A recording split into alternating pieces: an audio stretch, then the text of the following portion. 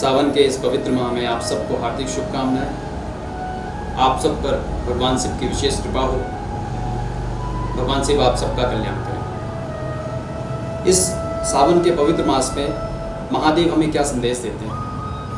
महादेव हमें कर्म और साधना का संदेश देते हैं। कर्म तो हर व्यक्ति करता ही है और अपने जीवन में पूर्ण रूप से आध्यात्मिक व भौतिक सफलता प्राप्ति के लिए हमारे जीवन में हमने प्रमुखता दी है भौतिक जीवन को, क्योंकि बिना अर्थ के हमारा जीवन चल नहीं सकता और अर्थ बिना भौतिकता के संभव नहीं है।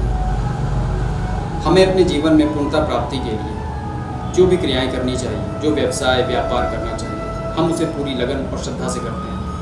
पर क्या हमें उसकी पूरी सफलता और उसका जो पूरा हमें एक रिजल्ट मिलना चाहिए वो मिलता है?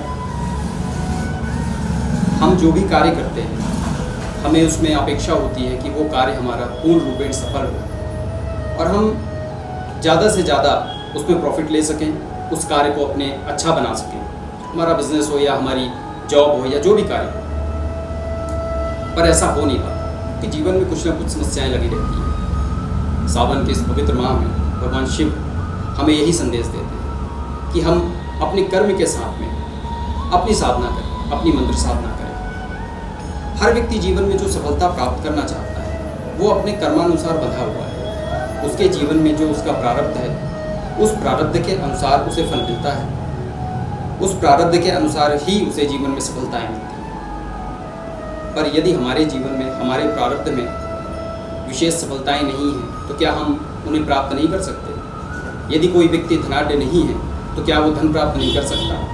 यदि कोई व्यक्ति रोगी है तो क्या वो निरोगी नहीं हो सकता? बिल्कुल हो सकता है। परंतु ये सब क्रियाएं आध्यात्मिक चेतना व आध्यात्मिक साधनों के माध्यम से संभव है। हमारे प्रारब्ध में जो हमारे कर्मानुसार लिखा था या लिखा है वो तो हमें प्राप्त हो ही रहा है, परंतु हम अपने पूरे जीवन को एक नए सिरे से संवार सकते हैं, लिख सकते हैं। हम अपने जीवन को एक नई दिशा की ओर लेकर जा सकते हैं।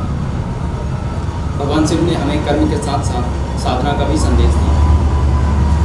साधना क्या है? साधना किसे कहते हैं? साधना क्यों करनी चाहिए? साधना की जीवन में आवश्यकता क्या है? ऐसे बहुत सारे प्रश्न हैं जो अक्सर हमारे मन में, मानस में, हमारे चिंतन में बने रहते हैं। साधना केवल मंत्र जप करने की या मंत्रों की किसी विधि को नहीं कहते। साधना का मतलब होता है साधयति इति साधका, स्वयं को साधने की क्रिया को साधना कहते हैं। हमारे शास्त्रों में, वेदों में, पुराणों में बहुत से मंत्र, बहुत सी साधनाएं हमारे ऋषियों ने लिखी हैं जिनके माध्यम से हम अपने जीवन के कष्टों को दूर कर सकते हैं।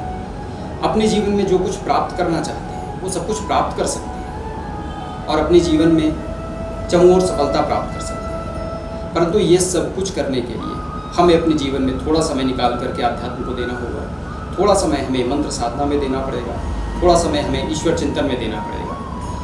क्योंकि हम जब तक ईश्वर चिंतन नहीं करेंगे, जब तक हम ईश्वर का भजन नहीं करेंगे, जब तक हम मंत्रों का कोई जप नहीं करेंगे, तब तक हम जो कुछ भी चाहते हैं वो प्राप्त हो नहीं पाएगा। क्योंकि अगर सिर्फ कर्म से सब कुछ प्राप्त हो सकता या केवल कर्म से ही प्राप्त हो सकता तो शायद जीवन में या इस पूरे विश्व में बहुत कम लोग ऐसे होते जो दुखी होते। क्योंकि कर्म का सिद्धांत मेहनत से है और अगर मेहनत से सफलता मिलती है और मेहनत से ही सब कुछ प्राप्त होता है तो मुझे ऐसा लगता है कि सबसे ज़्यादा मेहनत एक मज़दूर जो होता है वो करता है। क्योंकि वो मज़दूर सुबह से लेकर के शाम तक बहुत मेहनत करता है, बहुत परिश्रम करता है और अंततः उसे लाभ क्या मिलता है?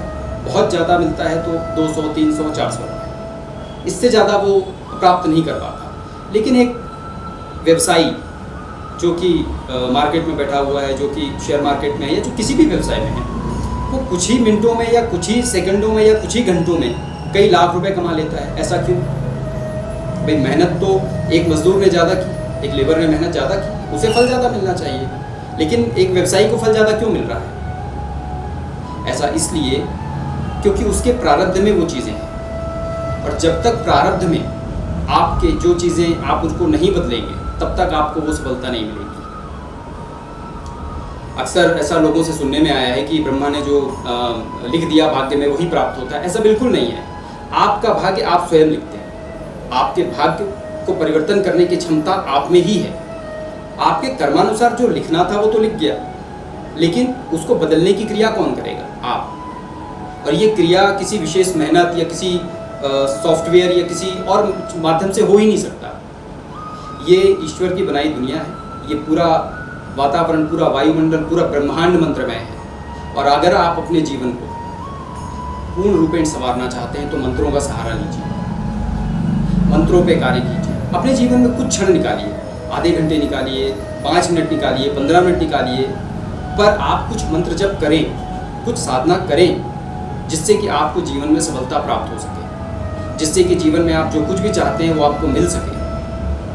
और जब आप मंत्रों का सहारा लेंगे तो आपको भौतिक सफलताएं तो मिलेगी ही, उसके साथ साथ आपको आध्यात्मिक शांति भी मिलेगी, आपको मानसिक शांति मिलेगी, आध्यात्मिक पूर्णता मिलेगी। जीवन में वो सब कुछ मिलेगा जो आप चाहते हैं।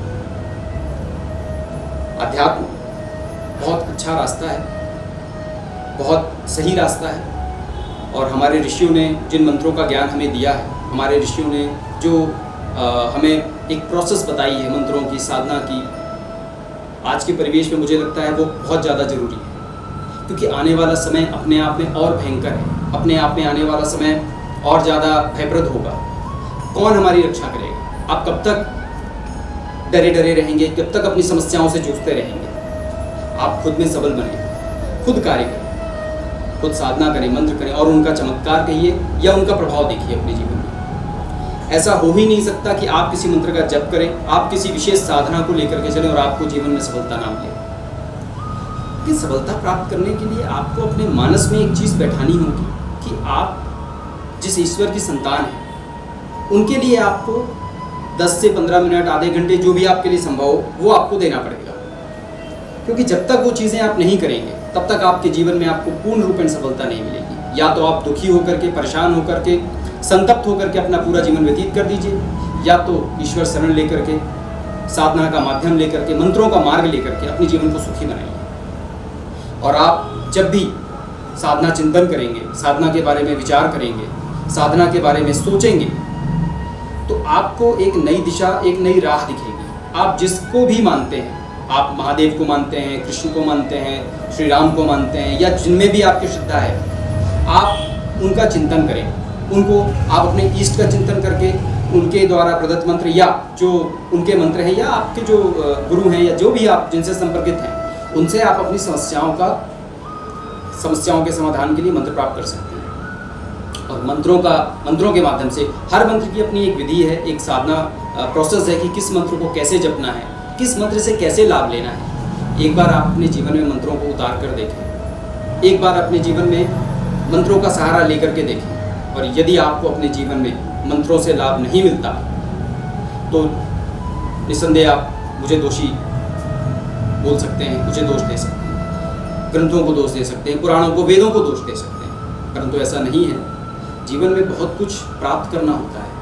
हमारे जीवन के जो सुख दुख हैं, हमारे जीवन के जो कष्ट हैं, जो अभाव हैं, वो कैसे मिटेंगे? आप ऐसे ही अपना जीवन बिता दीजिए, इससे कोई मतलब नहीं है। बहुत सारे लोग आते हैं मेरे पास कि ये परेशानी है, वो परेशानी है, पर मैं साधना चिंतन किसी का नहीं देखता, क्योंकि साधनात्मक चिंतन नहीं है। बहुत सारे लोग ऐसे हैं जो बहुत परेशान हैं। जब आप बहुत परेशान हो जाते हो, फिर आपको कोई मार्ग बताता है, कोई आपको मंत्र या साधना देता है या मंत्र बताता है, फिर आप करने को मजबूर होते हो, तो मजबूरी में करने से अच्छा है कि आप पूरे मन और श्रद्धा से करें। मेरा ऐसा विश्वास है कि यदि आप पूरे मनोयोग से किसी भी मंत्र की साधना करते हैं, किसी भी मंत्र का अनुष्ठान करते हैं, अपनी समस्या के निवारण के लिए मंत्रों का प्रयोग करते हैं, तो निश्चित रूप से आपके जीवन में आपके कष्ट दूर होंगे, आपको सफलता मिलेगी।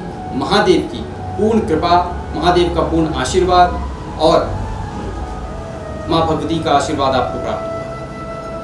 भगवान महादेव ने यही संदेश दिया है कर्म का, साधना का। महादेव तो स्वयं योगी हैं, निरंतर अपनी साधना में रत रहने वाले हैं, निरंतर अपनी साधना के माध्यम से अपने भक्तों को, अपने लोगों को, उन पर विशेष कृपा करने वाले हैं। हमारे जो ईष्ट हैं वो सभी साधनारत हैं, उन सभी ने साधना की। हमारे जो पूर्वज रहे हैं उन सभी ने साधना की, मंत्रों का सहारा लिया। हम क्यों मंत्रों से दूर हो रहे हैं? क्या पाश्चात्य सभ्यता इतनी ज़्यादा हम पर हावी हो गई है कि हम मंत्रों का सहारा लेना ही भूल गए।